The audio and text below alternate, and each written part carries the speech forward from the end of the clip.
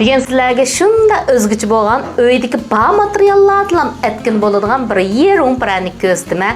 Shunchalik beyza. Endi boshlab ketaylikmi? Oldi bilan 3 tal tuxumimizni qo'yamiz. Tanfini, shika uni silib olamiz. Buni o'xshamaydigan yeri managa kiraxmal silib olamiz. Azroq tuz silib buningga. Misalgan 4 xil materiallarimizni oldi bilan qo'limiz bilan mana shunda paloqda yaxshi aralashtirib olgandan keyin endi mana shu undan ichining asta altida yaxshi qilib bir aralashtirib olamiz bu materialimizni.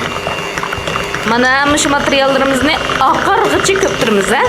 Mana shunda oqirdi bu. Oqargandan keyin suvimizni ichga bo'lib qo'yamiz bunga. Oldi bilan nayfinimizni qo'yib olamiz. Buni bir aralashtirib o'tamiz.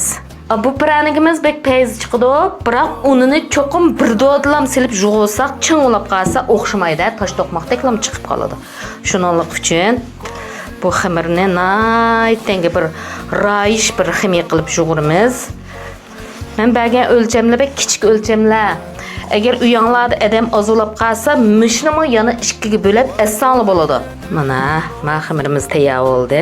Buni aytanga qo'lga yepishib turadigan, biroq bir rahat ximiya bo'ladi, Mana qaranglar shunda payzi bu ximiyani oldi.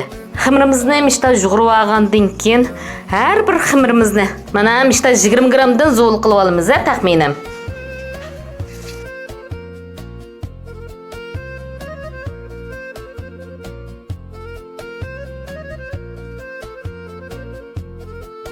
Mana bu xamirimizni zo'l qilib oldik, endi lisimizga tizib olamiz. Mana endi zo'l qilib olgan pranikimizni mana bishtal ari bilan gul chiqiramiz buningga.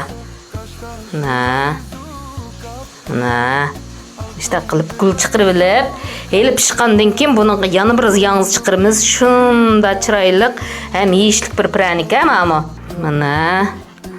Ajoyib chiroyli Çoqum pranikten qilib ketmaydi, mana shunda uydagi materiallardan, saymanlardan foydalansanlar bo'laverdi, Endi duxovkani 210 ga to'g'rilib olgan qizibdi solamiz, Taxminan 10 minutgacha yo'rib pishadi. Mana pranikimiz musoq 12 minutda pishib chiqdi.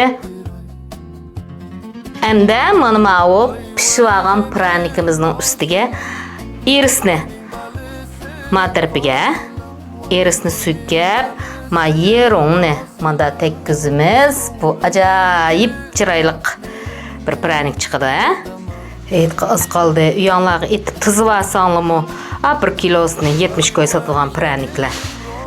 Shajar davomli o'quvchi qabul qilyotdi o'jimi. Mishna sarxil hunarlarni o'rganaylik desanglar, men bilan aloqalashinglar. Men sizlarni shajarda saqlayman. Mana bu pranikimiz tayyor bo'ldi.